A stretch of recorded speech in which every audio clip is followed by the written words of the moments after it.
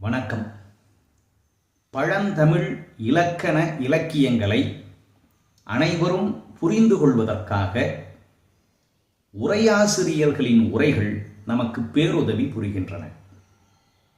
அந்த உரைகள் இல்லாவிட்டால் இக்காலத்தே நம்மால் அவற்றை எளிதாக புரிந்து கொண்டிருக்க முடியாது. அவ்வகையில் திருக்குறளுக்கு பழைய உரையாசிரியர்கள் 10 பேர் உரை எழுதியதாக ஒரு பாடல் கூறுகிறது. தருமர், மணக்குடவர், தாமத்தர், நச்சர், பரிதி, பரிமேழழகர், திருமலையர், மல்லர், பரிபெருமாள், காளிங்கர், வள்ளுவர் நூற்கு எல்லை உரை செய்தார் இவர்.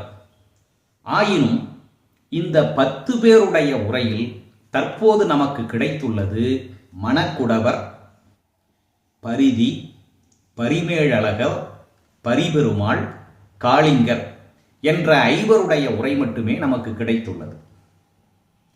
தருமபுரம் ஆதீனம் தண்டபாணி தேசிகர் அவரை பதிப்பாசிரியராக கொண்டு இந்த 5 உரை நூல்களையும் தொகுத்து திருக்குறள் உரை வளம் என்ற பெயரிலே முதலாக வெளியிட்டது.